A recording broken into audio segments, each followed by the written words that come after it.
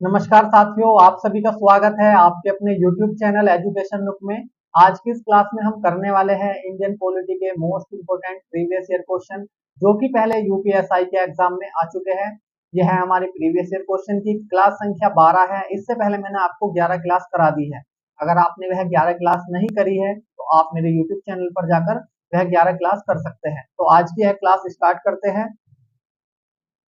Question number 1, पंचायती राज प्रणाली पहले किन दो राज्यों में लागू की गई थी? आपको यहाँ पर चार ऑप्शन दिए हैं। ए ऑप्शन है आपका आंध्र प्रदेश और राजस्थान, बी ऑप्शन है असम और बिहार, सी ऑप्शन है आपका अरुणाचल प्रदेश और उत्तर प्रदेश, और डी ऑप्शन आपका पंजाब और चंडीगढ़। तो पंचायती राज प्रणाली पहले किन दो राज्यों में लागू की गई थी? वो है आपका आंध्र प्रदेश और राजस्थान। आपका ए ऑप्शन बिल्कुल सही हो जाएगा।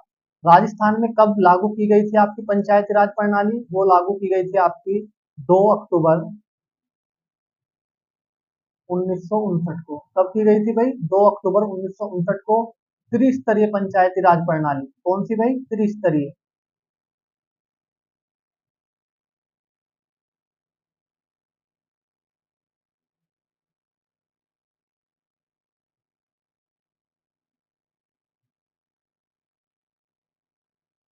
ठीक है भाई, जो आपका राजस्थान है उसमें कब लागू की गई थी आपकी त्रिस्तरीय पंचायती राज प्रणाली? वो लागू की गई थी 2 अक्टूबर 1959 को। कहां पर लागू की गई थी राजस्थान में? तो राजस्थान का एक जिला है नागौर।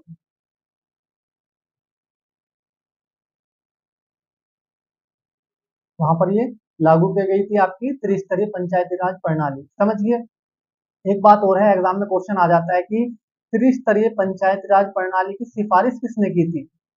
तो इसकी सिफारिश वही किसने की थी? वो की थी आपकी बलवंत राय मेहता समिति ने।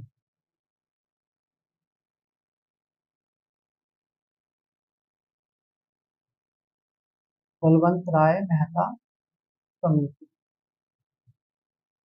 ठीक है भाई, ये एग्जाम में क्वेश्चन आ जाता है। जो आपका आंध्र प्रदेश है इसमें पंचायती राज प्रणाली कब लागू की गई थी? वो लागू की गई थी आपकी नवंबर 1959।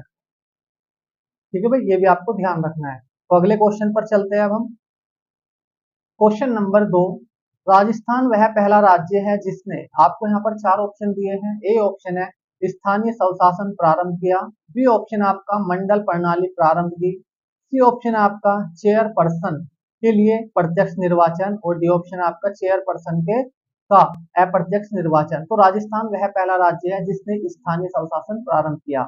आपका ए ऑप्शन बिल्कुल सही हो जाएगा। स्थानीय स्वशासन किसको कहते हैं? तो वो पंचायती राज को कहता है। किसको कहते हैं भाई? पंचायती राज।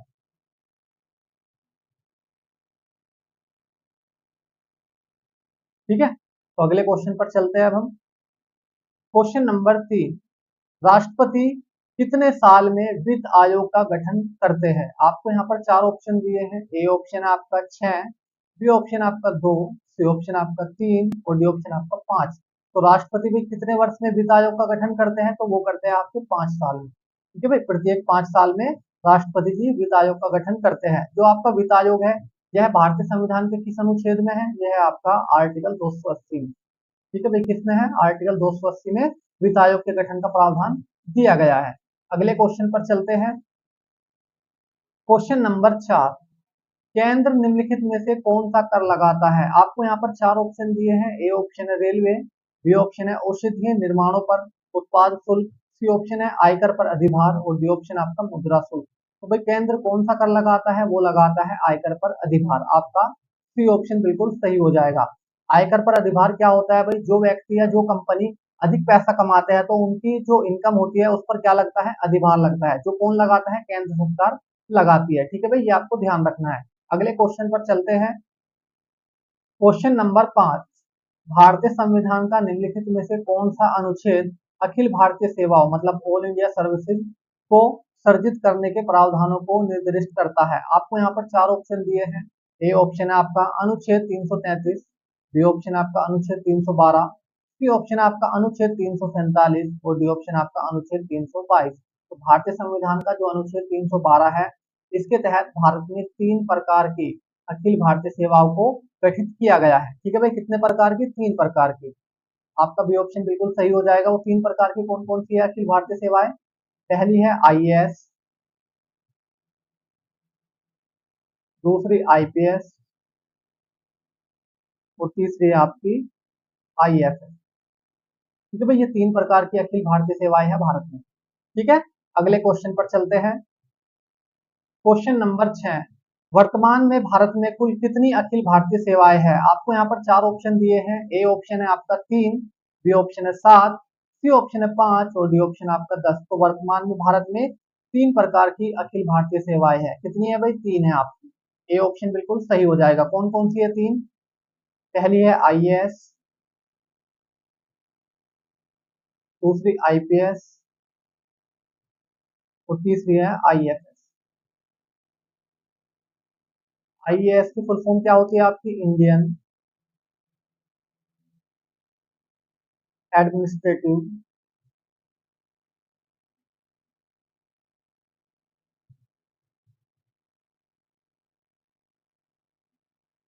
सर्विस। ठीक है, IPS की फुल फॉर्म क्या होती है आपकी? इंडियन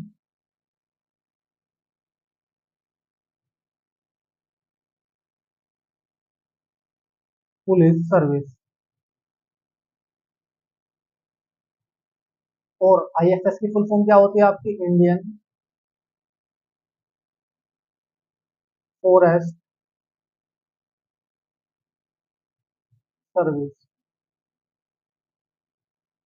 भारत में 3 प्रकार की अखिल भारतीय सेवाएं हैं। ठीक है भाई, ये आपको याद रखना है। अगले क्वेश्चन पर चलते हैं। क्वेश्चन नंबर 7, अखिल भारतीय सेवाओं के जनक के रूप में किसे जाना जाता है? आपको यहाँ पर 4 ऑप्शन दिए हैं। ए ऑप्शन है सरदार वल्लभ भाई पटेल, बी ऑप्शन है लाल बहादुर शास्त्री, सी ऑप्शन आपका JB कृपलानी और डी ऑप्शन आपका जवाहरलाल नेहरू। तो भाई, भारत में अखिल भारतीय सेवाओं के जनक के रूप में किसे जाना जाता है? वो जाना जाता है सरदार वल्लभ भाई पटेल को। ठीक है भाई, आपका ए ऑप्शन बिल्कुल सही हो जाएगा इस क्वेश्चन का। अगले क्वेश्चन पर चलते हैं। क्वेश्चन नंबर 8, संविधान द्वारा भारत में किस निकाय को योग्यता पद्धति की परहरी, परहरी मतलब क्या होता है भाई? चौकीदार,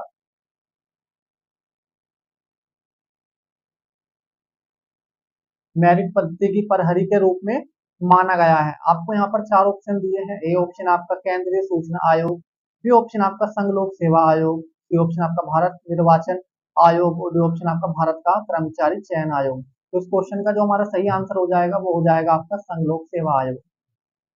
ठीक है भाई, आपका बी ऑप्शन बिल्कुल सही हो जाएगा। अगले क्वेश्चन पर चलते हैं। क्वेश्चन नंबर 9, भारतीय संविधान का भाग 14 का ए निम्नलिखित में से किससे संबंधित है? आपको यहाँ पर 4 ऑप्शन दिए हैं। ए ऑप्शन है नागरिकता, सी ऑप्शन आपका केंद्रीय राज्य संबंध, बी ऑप्शन आपका न्यायाधिकरण और डी ऑप्शन आपका न्यायिक समीक्षा।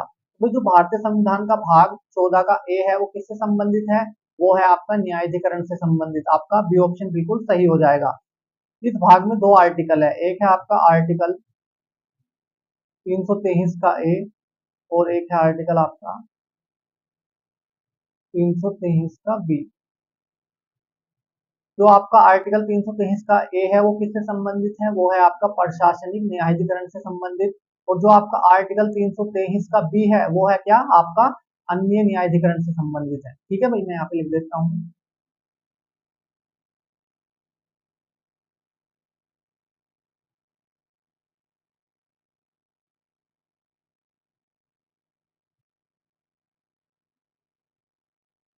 ठीक है भाई, जो आर्टिकल 323 का ए है वो किससे संबंधित है? वो है आपका प्रशासनिक न्यायाधिकरण से संबंधित। और जो आपका आर्टिकल 323 का बी है वो किससे संबंधित है? वो है आपका अन्य न्यायाधिकरण से संबंधित।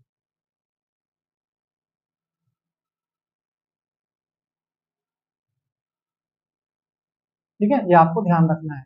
अगले क्वेश्चन पर चलते हैं। क्वेश्चन नंबर 10, संविधान का कौन सा अनुच्छेद उपयुक्त विधायिका मतलब संसद या राज्य विधायिका को भूमि सुधार से संबंधित विवादों के न्याय निर्णय के लिए एक न्यायाधिकरण स्थापित करने का अधिकार देता है? आपको यहाँ पर 4 ऑप्शन दिए हैं। ए ऑप्शन है अनुच्छेद 142, बी ऑप्शन है अनुच्छेद 227, सी ऑप्शन है आपका अनुच्छेद 323 का बी और डी ऑप्शन आपका अनुच्छेद 124 का ए। तो जो भारतीय संविधान का अनुच्छेद 323 का जो बी है वह संसद या राज्य विधायिका को भूमि सुधार से संबंधित विवादों के न्याय निर्णय के लिए एक न्यायाधिकरण स्थापित करने का अधिकार देता है। ठीक है भाई, ये आपको ध्यान रखना है। अगले क्वेश्चन पर चलते हैं। क्वेश्चन नंबर 11, चुनाव आयोग किस अनुच्छेद के अंतर्गत स्थापित किया गया है? आपको यहाँ पर 4 ऑप्शन दिए हैं। ए ऑप्शन है अनुच्छेद 355, बी ऑप्शन है आपका अनुच्छेद 256, सी ऑप्शन है आपका अनुच्छेद 324 और डी ऑप्शन आपका अनुच्छेद 320। तो चुनाव आयोग किस अनुच्छेद के अंतर्गत स्थापित किया गया है, वो किया गया है आपका अनुच्छेद 324। ठीक है भाई, आपका सी ऑप्शन बिल्कुल सही हो जाएगा। अगले क्वेश्चन पर चलते हैं। क्वेश्चन नंबर 12, निर्वाचन आयुक्तों की संख्या मुख्य निर्वाचन आयुक्त को छोड़कर कौन तय करता है। आपको यहाँ पर चार ऑप्शन दिए हैं। ए ऑप्शन है भारत के राष्ट्रपति, बी ऑप्शन है भारत निर्वाचन आयोग, सी ऑप्शन है भारत के प्रधानमंत्री और डी ऑप्शन आपका भारतीय संसद। तो भाई निर्वाचन आयुक्तों की संख्या कौन तय करता है, वो करता है आपका राष्ट्रपति। ये ऑप्शन बिल्कुल ठीक हो जाएगा। निर्वाचन आयुक्तों की संख्या कितनी होती है भाई, वो होती है आपकी तीन। कितनी होती है, तीन। इन तीन में एक होता है आपका मुख्य निर्वाचन आयुक्त,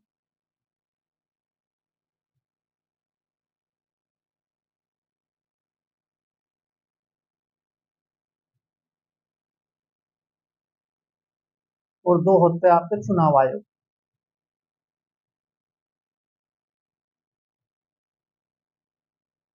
ठीक है, तो भाई निर्वाचन आयुक्तों की संख्या कितनी होती है, तीन होती है, जिसमें से एक होता है आपका मुख्य निर्वाचन आयुक्त और दो होते हैं आपके चुनाव आयुक्त। समझ गए। अगले क्वेश्चन पर चलते हैं। क्वेश्चन नंबर 13, भारत में कौन सा निकाय संसदीय चुनावों के लिए मतदान सूची तैयार करता है और समय समय पर इसकी समीक्षा करता है। आपको यहाँ पर चार ऑप्शन दिए हैं। ए ऑप्शन है भारतीय परिसीमन आयोग, बी ऑप्शन आपका भारत के महापंजीयक, सी ऑप्शन आपका भारत निर्वाचन आयोग और डी ऑप्शन आपका केंद्रीय सांख्यिकी कार्यालय। तो हमें बताना है कि भारत में कौन सी निकाय संसदीय चुनाव के लिए मतदान सूची तैयार करता है और समय समय पर उसकी समीक्षा करता है। तो कौन करता है भाई, वो करता है आपका भारत निर्वाचन आयोग। ठीक है भाई, आपका सी ऑप्शन बिल्कुल सही हो जाएगा। अगले क्वेश्चन पर चलते हैं। क्वेश्चन नंबर 14, कौन सा संगठन भारत में राजनीतिक दलों को मान्यता देता है। आपको यहाँ पर चार ऑप्शन दिए हैं। ए ऑप्शन है भारत निर्वाचन आयोग, बी ऑप्शन है भारत का सर्वोच्च न्यायालय, सी ऑप्शन आपका भारत के महापंजीयक और डी ऑप्शन आपका राज्य निर्वाचन आयोग। तो हमें बताना है कि कौन सा संगठन भारत में राजनीतिक दलों को मान्यता देता है, तो वो देता है आपका भारत निर्वाचन आयोग। ठीक है, आपका ए ऑप्शन बिल्कुल सही हो जाएगा। अगले क्वेश्चन पर चलते हैं।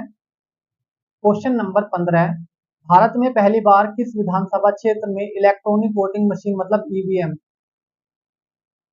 का उपयोग किया गया था। आपको यहाँ पर चार ऑप्शन दिए हैं। ए ऑप्शन है केरल, बी ऑप्शन है आंध्र प्रदेश, सी ऑप्शन है दिल्ली और डी ऑप्शन आपका तमिलनाडु।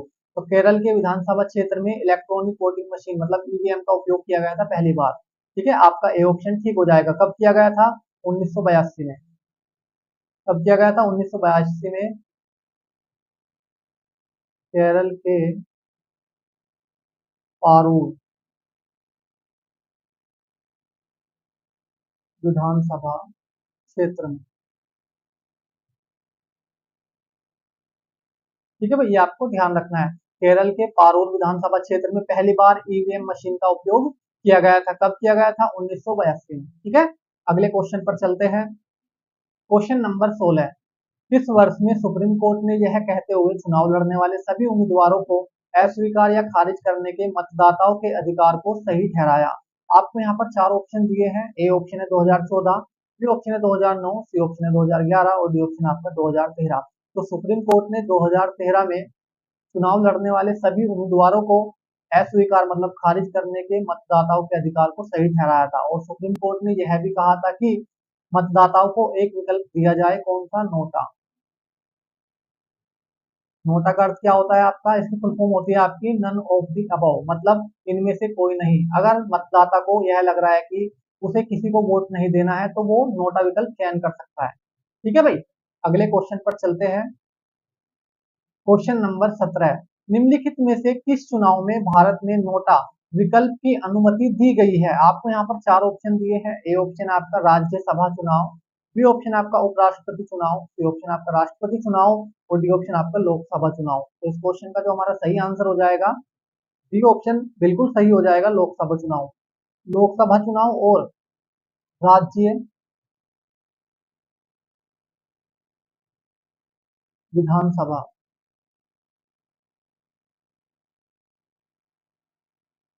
ठीक है भाई, लोकसभा चुनाव और राज्य विधानसभा चुनाव में नोटा विकल्प की अनुमति दी गई है भारत में। ठीक है, तो आपका डी ऑप्शन बिल्कुल सही हो जाएगा इस क्वेश्चन का, लोकसभा चुनाव। अगर यहाँ पे होता राज्य विधानसभा चुनाव तो आपका फिर ये वाला भी ठीक होता। ठीक है, अगले क्वेश्चन पर चलते हैं। क्वेश्चन नंबर 18, भारतीय संविधान के निम्नलिखित में से किस अनुच्छेद के तहत राष्ट्रीय अनुसूचित जाति आयोग की स्थापना की गई है? आपको यहाँ पर चार ऑप्शन दिए हैं। ए ऑप्शन है अनुच्छेद 360, बी ऑप्शन आपका अनुच्छेद 210, सी ऑप्शन आपका अनुच्छेद 338 और डी ऑप्शन आपका अनुच्छेद 150। तो भारतीय संविधान का जो अनुच्छेद 338 है उसके तहत भारत में राष्ट्रीय अनुसूचित जाति आयोग की स्थापना की गई है। ठीक है भाई, ये आर्टिकल आपको ध्यान रखना है, इंपोर्टेंट आर्टिकल है।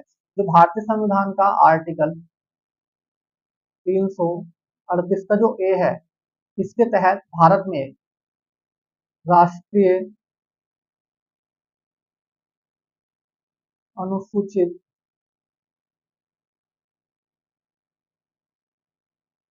जनजाति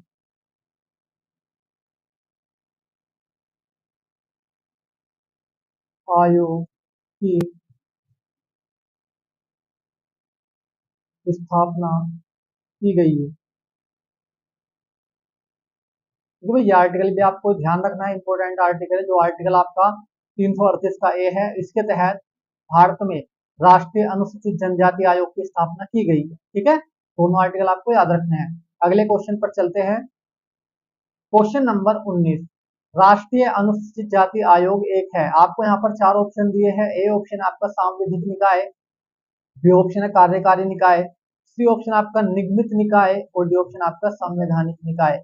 तो राष्ट्रीय अनुसूचित जाति आयोग क्या है भाई? एक संवैधानिक निकाय है। क्या है? एक संवैधानिक निकाय है। आपका डी ऑप्शन बिल्कुल सही हो जाएगा। अगले क्वेश्चन पर चलते हैं। क्वेश्चन नंबर 20, राष्ट्रीय पिछड़ा वर्ग आयोग के अध्यक्ष और अन्य सदस्यों की नियुक्ति कौन करता है? आपको यहाँ पर चार ऑप्शन दिए हैं। ए ऑप्शन आपका केंद्रीय सामाजिक न्याय एवं आधिकारिता मंत्री, बी ऑप्शन आपका केंद्रीय गृह मंत्री, सी ऑप्शन आपका राष्ट्रपति और डी ऑप्शन आपका प्रधानमंत्री। तो राष्ट्रीय पिछड़े वर्ग आयोग के अध्यक्ष और अन्य सदस्यों की नियुक्ति कौन करता है? तो वो करता है आपका राष्ट्रपति। आपका सी ऑप्शन बिल्कुल सही हो जाएगा। अगले क्वेश्चन पर चलते हैं। क्वेश्चन नंबर 21, भारत के राष्ट्रपति ने बीजी खेर की अध्यक्षता में एक राजभाषा आयोग की नियुक्ति किस वर्ष में की थी? नियुक्ति मतलब क्या होता है भाई? गठन। ठीक है, आपको यहाँ पर चार ऑप्शन दिए हैं। ए ऑप्शन आपका 1953, बी ऑप्शन है 1957, सी ऑप्शन 1951 और डी ऑप्शन आपका 1955। तो भारत के राष्ट्रपति कौन थे उस टाइम पे? राजेंद्र प्रसाद थे। कौन थे? डॉक्टर राजेंद्र प्रसाद। डॉक्टर राजेंद्र प्रसाद ने 7 जून 1955 को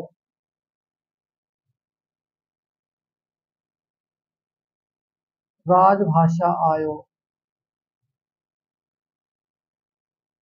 का गठन किया था। ठीक है भैया, आपको ध्यान रखना है। किसने किया था? डॉक्टर राजेंद्र प्रसाद ने। किसकी अध्यक्षता में? तो बीजी खेर की अध्यक्षता में राजभाषा आयोग का गठन किया था। कब किया था? 7 जून 1955 को। तो इस क्वेश्चन का जो हमारा सही आंसर हो जाएगा भाई, डी ऑप्शन सही हो जाएगा, 1955। ठीक है, अगले क्वेश्चन पर चलते हैं अब हम। क्वेश्चन नंबर 22, भारतीय संविधान का निम्नलिखित में से कौन सा अनुच्छेद मौलिक अधिकारों पर राष्ट्रीय आपातकाल के प्रभाव का वर्णन करता है? आपको यहाँ पर चार ऑप्शन दिए हैं। ए ऑप्शन है आपका अनुच्छेद 353 और 354, बी ऑप्शन आपका अनुच्छेद 351 और 352, सी ऑप्शन आपका अनुच्छेद 361 और 362 और डी ऑप्शन आपका अनुच्छेद 358 और 359। तो भारतीय संविधान का अनुच्छेद 358 और 359 मौलिक अधिकारों पर राष्ट्रीय आपातकाल के प्रभाव का वर्णन करता है। ठीक है भाई, आपका डी ऑप्शन बिल्कुल सही हो जाएगा। अगले क्वेश्चन पर चलते हैं। क्वेश्चन नंबर 23, भारतीय संविधान का कौन सा अनुच्छेद केंद्र पर यह सुनिश्चित करने के लिए एक कर्तव्य निर्धारित करता है कि प्रत्येक राज्य की सरकार संविधान के प्रावधानों के अनुसार चलती है? आपको यहाँ पर चार ऑप्शन दिए हैं। ए ऑप्शन है अनुच्छेद 359, बी ऑप्शन है अनुच्छेद 356, सी ऑप्शन है अनुच्छेद 358 और डी ऑप्शन आपका अनुच्छेद 355। तो इस क्वेश्चन का जो हमारा सही आंसर हो जाएगा, डी ऑप्शन सही हो जाएगा, अनुच्छेद 355। ठीक है भाई, अगले क्वेश्चन पर चलते हैं। क्वेश्चन नंबर 24, भारत में आपातकाल की प्रथम घोषणा कब की गई थी? आपको यहाँ पर चार ऑप्शन दिए हैं। ए ऑप्शन है आपका चीनी आक्रमण के समय 1962, बी ऑप्शन आपका पाकिस्तान आक्रमण के समय 1965, सी ऑप्शन आपका पाकिस्तान आक्रमण के समय 1973 और डी ऑप्शन आपका इनमें से कोई नहीं। तो भारत में आपातकाल की प्रथम घोषणा कब की गई थी? तो चीनी आक्रमण के समय 1962 में की गई थी। आपका ए ऑप्शन बिल्कुल सही हो जाएगा। अगले क्वेश्चन पर चलते हैं। क्वेश्चन नंबर 25, भारत की संसद द्वारा दल बदल विरोधी कानून को किस वर्ष पारित किया गया था? आपको यहाँ पर चार ऑप्शन दिए हैं। A option 1984, B option 1985, C option 1986 और डी ऑप्शन आपका 1988। तो भारत की संसद द्वारा दल बदल विरोधी कानून को किस वर्ष पारित किया गया था? वो किया गया था आपका 1985 में। ठीक है भाई, कब किया गया था? 1985 में। तो मैं उम्मीद करता हूँ कि आपको ये 25 के 25 क्वेश्चन अच्छे से समझ में आए होंगे और मेरी वीडियो अच्छी लगी होगी। अगर आपको ये सभी क्वेश्चन अच्छे से समझ में आए हैं और वीडियो अच्छी लगी है तो आप मेरी वीडियो को लाइक कर सकते हैं और हमारे चैनल को सब्सक्राइब कर सकते हैं, जिससे कि आपको नई वीडियो का नोटिफिकेशन तुरंत मिल सके। तो आज के लिए इतना ही, मिलते हैं अगली क्लास में। धन्यवाद।